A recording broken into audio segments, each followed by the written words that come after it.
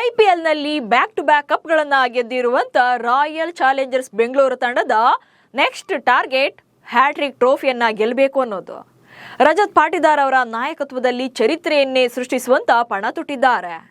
ಫ್ರಾಂಚೈಸಿಯ director ಆಗಿರುವಂತ ಮೋ ಬಬಾಟ್ ಕೂಡ ಇದನ್ನೇ ಹೇಳಿದ್ದಾರೆ.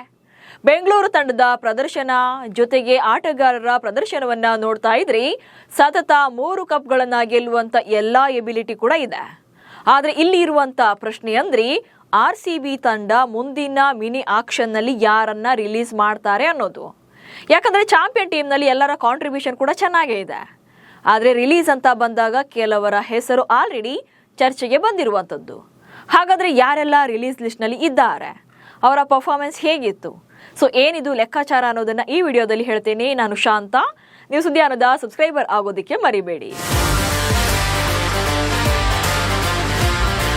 2026ರ IPL ನಲ್ಲಿ ಅತಿ ಕಡಿಮೆ ಬದಲಾವಣೆಗಳನ್ನ ಮಾಡಿಕೊಂಡು ಚಾಂಪಿಯನ್ ಪಟ್ಟಕ್ಕೇರಿದ ತಂಡ ಅಂದ್ರೆ ಅದು ಬೆಂಗಳೂರು ತಂಡ. ಅಂದ್ರೆ ಇಡೀ ಸೀಸನ್ ಅಲ್ಲಿ ಟೋಟಲ್ ಆಗಿ 16 ಆಟಗಾರರನ್ನ ಮಾತ್ರ ಪ್ಲೇಯಿಂಗ್ 11 ನಲ್ಲಿ ಬಳಸಿರುವಂತದ್ದು. ಸೊ ಉಳಿದೆಲ್ಲ ತಂಡಗಳಿಗೆ ಕಂಪೇರ್ ಮಾಡಿದ್ರೆ ಕಡಿಮೆ ಆಟಗಾರರು ಬೆಂಗಳೂರು ತಂಡದಲ್ಲಿ ಆಡಿರುವಂತದ್ದು ಇಲ್ಲೇ ಗೊತ್ತಾಗ್ತಾ ಇದೆ. ಸೊ ಬೇರೆಲ್ಲ ತಂಡಗಳಿಗಿಂತ RCB ಆಟಗಾರರ ಕನ್ಸಿಸ್ಟೆನ್ಸಿ ಹೇಗಿದೆ ಅನ್ನೋದು. ಅದು ಅಲ್ಲದೆ ಬೆಂಗಳೂರು ತಂಡ ಕಂಪ್ಲೀಟ್ ಆಗಿ ಬ್ಯಾಲೆನ್ಸ್ಡ್ ಆಗಿದ್ದು ಮೆಗಾ ಆಕ್ಷನ್ ಇಲ್ಲದೆ ಇದ್ರೆ IPL ನಲ್ಲಿ ಇನ್ ಮುಂದೆ ಟ್ರೋಫಿಗಳೆಲ್ಲ ಅವರದ್ದೇ ಅಂತ ಮಾಜಿ ಕ್ರಿಕೆಟಿಗ ಇರ್ಫಾನ್ ಪಠಾಣ್ ಕೂಡ ತಮ್ಮ ಸೋಷಿಯಲ್ ಮೀಡಿಯಾ ಖಾತೆಯಲ್ಲಿ ಬರ್ಕೊಂಡಿದ್ರು. ಹೌದು, ಬೆಂಗಳೂರು ತಂಡ ಚೆನ್ನಾಗಿದೆ, ಸತತ 2 ಕಪ್ಗಳನ್ನು ಗೆದ್ದಿರುವಂತದ್ದು. ಹೀಗಿದ್ರು ಕೆಲವರನ್ನ ತಂಡದಿಂದ ಹೊರಗೆ ಕಳಿಸಲೇಬೇಕಾಗುತ್ತೆ. ಯಾಕಂದ್ರೆ ಮಿನಿ ಆಕ್ಷನ್ ನಲ್ಲಿ ರೂಲ್ಸ್ ಹಂಗೆ ಇರುತ್ತೆ. ಸೊ ಯಾರೆಲ್ಲ ಹೊರಗಡೆ ಹೋಗಬಹುದು, ಅವರ ಪರ್ಫಾರ್ಮೆನ್ಸ್ ಹೇಗಿತ್ತು ಅನ್ನೋದನ್ನ ನೋಡ್ತಾ ಹೋಗೋಣ. ಅಂದ್ರೆ ಲಿಸ್ಟ್ ನಲ್ಲಿ ಯಾರೆಲ್ಲ ಹೆಸರು ಶಾರ್ಟ್ ಲಿಸ್ಟ್ ನಲ್ಲಿ ಇರುವಂತದ್ದು ಅನ್ನೋದನ್ನ. ಬೆಂಗಳೂರು ತಂಡದಿಂದ ಹೊರಬೀಳುವ ಲಿಸ್ಟ್ ನಲ್ಲಿ ಸುಯಾಶ್ ಶರ್ಮಾ ಇದ್ದಾರೆ. ಬೆಂಗಳೂರು ತಂಡದ ಪರ ಕಳೆದ 2 ಸೀಸನ್ಗಳಲ್ಲಿ ಆಡಿರುವಂತ ಆಟಗಾರ ಸುಯಾಶ್ ಶರ್ಮಾ ಹೆಸರು ಕೂಡ ಈ ಶಾರ್ಟ್ ಲಿಸ್ಟ್ ನಲ್ಲಿ ಇರುವಂತದ್ದು. ಸೊ ಮುಂದಿನ IPLಗೂ ಮುನ್ನ ಅಂದ್ರೆ ಮುಂದಿನ ಸೀಸನ್ಗೂ ಮುನ್ನ ಯಾರನ್ನ ಮಿನಿ ಆಕ್ಷನ್ಗೆ ಕಳಿಸಬೇಕು ಅನ್ನೋ ಲಿಸ್ಟ್ ನಲ್ಲಿ ಸುಯಾಶ್ ಶರ್ಮಾ ಅವರ ಹೆಸರು ಕೂಡ ಇದೆ. ಸೊ ಒಟ್ಟಾರೆಯಾಗಿ IPL ಅಂತ ಬಂದಾಗ ಸುಯಾಶ್ ಶರ್ಮಾ 27 ಪಂದ್ಯಗಳನ್ನು ಆಡಿದ್ದಾರೆ, ಹಾಗೆ 18 ವಿಕೆಟ್ಗಳನ್ನ ಪಡೆದಿದ್ದಾರೆ. ಸೊ ಪಂದ್ಯಗಳಿಗೂ ಹಾಗೆ ಅವರ ಪರ್ಫಾರ್ಮೆನ್ಸ್ಗೆ ಕಂಪೇರ್ ಮಾಡಿದ್ರೆ ಸೊ ವಿಕೆಟ್ ಟೇಕಿಂಗ್ ನಲ್ಲಿ ಸ್ವಲ್ಪ ನಿರಾಸೆಯನ್ನ ಮೂಡಿಸಿರುವಂತದ್ದು ಗೊತ್ತಾಗುತ್ತೆ. ಹಾಗೆ ಬೆಂಗಳೂರು ತಂಡದ ಪರ 2.6 ಕೋಟಿ ರೂಪಾಯಿ ಸಂಭಾವನೆಯನ್ನ ಪಡಿತಾ ಇದ್ದಾರೆ. 2025ರಲ್ಲಿ 8 ವಿಕೆಟ್ ಪಡ್ಕೊಂಡಿದ್ರು, 2026ರಲ್ಲಿ 9 ವಿಕೆಟ್ ಅನ್ನ ಪಡ್ಕೊಂಡಿರುವಂತದ್ದು. ಏನು ಮಿಡಲ್ ಆರ್ಡರ್ ನಲ್ಲಿ ಸುಯಾಶ್ ಶರ್ಮಾ ಮೇಲೆ ಕಂಪ್ಲೀಟ್ ಆಗಿ ಡಿಪೆಂಡ್ ಆಗಿರ್ತಾರೆ ಬೌಲಿಂಗ್ ನಲ್ಲಿ. ಆದ್ರೆ ಬೌಲಿಂಗ್ ನಲ್ಲಿ ಬಿಗ್ ಬ್ರೇಕ್ ಥ್ರೂಗಳನ್ನ ಕೆಲವು ಸಲ ತಂದ್ಕೊಟ್ಟಿದ್ರು ಕೂಡ ನಿರೀಕ್ಷಿತ ಮಟ್ಟದಲ್ಲಿ ಅವ್ರ ಕಡೆಯಿಂದ ಪ್ರದರ್ಶನ ಬಂದಿಲ್ಲ ಎನ್ನುವಂತ ಆರೋಪ ಕೂಡ ಇರುವಂತದ್ದು. ಹೀಗಾಗಿ ಸುಯಾಶ್ರನ್ನ ರಿಲೀಸ್ ಮಾಡಬೇಕು ಎನ್ನುವಂತ ಒತ್ತಡ ಕೂಡ ಇದೆ. ಅದೆಲ್ಲಕ್ಕಿಂತ ಮುಖ್ಯವಾಗಿ ಇವರ ರಿಲೀಸ್ ಹಿಂದೆ ಇನ್ನ ಮೇನ್ ಅಜೆಂಡಾ ಅಂದ್ರೆ ಬೌಲಿಂಗ್ ವಿಭಾಗದಲ್ಲಿ ದಿ ಬೆಸ್ಟ್ ಎನ್ನುವಂತ ಸ್ಪಿನ್ನರ್ ಆಯ್ಕೆಗೆ ಸುಯಾಶ್ ಶರ್ಮಾರನ್ನ ಕೈ ಬಿಡಲೇಬೇಕಾಗುತ್ತೆ. ಸೊ ಬೇರೆಲ್ಲ ತಂಡಗಳಿಗೆ ಕಂಪೇರ್ ಮಾಡಿದ್ರೆ ಬೆಂಗಳೂರು ತಂಡದಲ್ಲಿ ಮ್ಯಾಜಿಕಲ್ ಸ್ಪಿನ್ನರ್ ಅಥವಾ ಏನು ಸ್ಪಿನ್ ಮಾಂತ್ರಿಕ ಅಂತಾರಲ್ಲ ಆ ಥರದ ಸ್ಪಿನ್ನರ್ ಆಯ್ಕೆ ಇಲ್ಲ. ಯಾಕಂತಂದ್ರೆ ಮೇನ್ ಮಿಡಲ್ ಓವರ್ಗಳಲ್ಲಿ ಸ್ಪಿನ್ನರ್ ಅವರ ಪಾತ್ರ ತುಂಬಾನೇ ಕ್ರೂಷಿಯಲ್ ಇರುತ್ತೆ. ಸೊ ಅವರ ವಿಕೆಟ್ ಟೇಕಿಂಗ್ ಎಬಿಲಿಟಿ ತಂಡದ ನೆಕ್ಸ್ಟ್ ಇದನ್ನ ನಿರ್ಧಾರ ಮಾಡುತ್ತೆ. ಹೀಗಾಗಿ ಸೊ ಉತ್ತಮ ಸ್ಪಿನ್ನರ್ನ ಆಯ್ಕೆ ಮಾಡೋಕೆ ಬಹುಶಃ ಸುಯಾಶ್ ಶರ್ಮಾರನ್ನ ಇಲ್ಲಿ ಕೈ ಬಿಡುವಂತ ಸಾಧ್ಯತೆಗಳು ಜಾಸ್ತಿ ಇರುವಂತದ್ದು.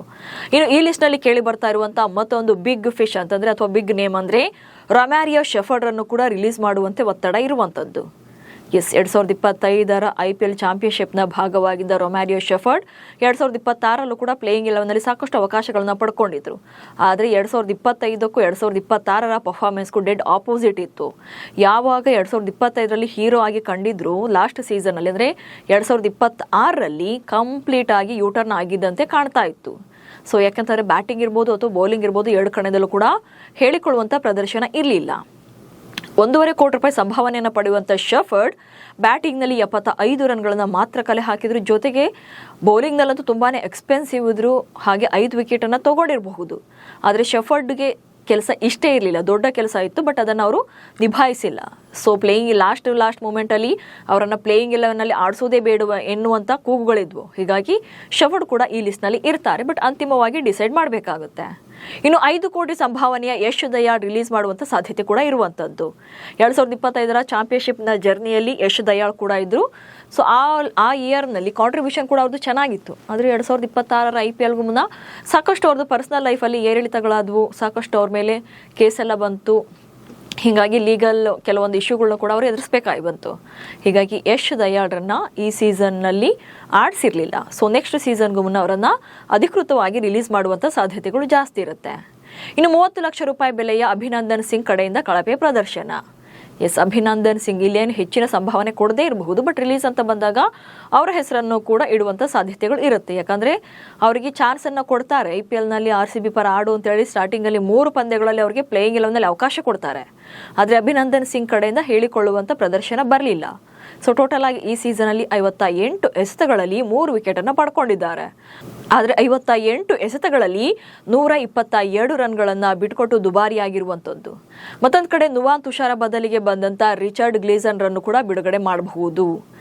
ನುವಾನ್ ತುಷಾರ ಬದಲಿಗೆ ಲಾಸ್ಟ್ ಮೂಮೆಂಟ್ನಲ್ಲಿ ಇಂಗ್ಲೆಂಡ್ ಮೂಲದ ಆಟಗಾರ ರಿಚರ್ಡ್ ಗ್ಲೀಸನ್ ಅವರನ್ನು RCB ತಂಡ ಖರೀದಿ ಮಾಡಿತ್ತು. ಸೊ ಮುಂದಿನ ಸೀಸನ್ಗೂ ಮುನ್ನ ಅವರನ್ನು ತಂಡದಿಂದ ರಿಲೀಸ್ ಮಾಡಬಹುದು. 1.60 ಕೋಟಿ ರೂಪಾಯಿಗೆ ಸೇರಿಸಿಕೊಂಡಿದ್ದು ಬಿಡುಗಡೆ ಮಾಡುವಂಥ ಸಾಧ್ಯತೆ ಜಾಸ್ತಿ ಇದೆ. ಬಹುಶಃ ಇಷ್ಟು ಆಟಗಾರರು ಮಿನಿ ಆಕ್ಷನ್ನಲ್ಲಿ ರಿಲೀಸ್ ಆಗಬಹುದು. ಹೆಚ್ಚಿನ ಬದಲಾವಣೆ ಮಾಡೋಕೆ ಫ್ರಾಂಚೈಸಿ ಕೂಡ ಮುಂದಾಗಲ್ಲ. ಯಾಕಂದರೆ ವಿನ್ನಿಂಗ್ ಟೀಮ್ ಕಾಂಬಿನೇಷನ್ ಹಾಗೆ ಕೋರ್ ತಂಡವನ್ನು ಬದಲಿಸುವಂಥ ರಿಸ್ಕ್ ಕೂಡ ಇಲ್ಲ. ಹೀಗಾಗಿ ಹರಾಜಿನಲ್ಲಿ ಕಾಣಿಸಿಕೊಳ್ಬೇಕಿದ್ರೆ ಪರ್ಸ್ ಮೊತ್ತ ಇರಲೇಬೇಕು. ಹೀಗಾಗಿ ಕೆಲ ಆಟಗಾರನ ಮಾತ್ರ ಬಿಡುಗಡೆ ಮಾಡೋಕೆ ಪ್ಲಾನ್ ಅನ್ನ ಮಾಡಿಕೊಂಡಿದೆ ಬೆಂಗಳೂರು ಫ್ರಾಂಚೈಸಿ. ಅಂತಿಮವಾಗಿ ನಿಮ್ಮ ಪ್ರಕಾರ ಬೆಂಗಳೂರು ತಂಡದಿಂದ ಯಾರನ್ನ ರಿಲೀಸ್ ಮಾಡಬೇಕು ಅನ್ನೋದನ್ನ ಕಮೆಂಟ್ಸ್ ಮೂಲಕ ತಿಳಿಸಿ. ಹಾಗೆ ಸುದ್ದಿಯನ್ನು ಫಾಲೋ ಮಾಡಿ. ನಮಸ್ಕಾರ.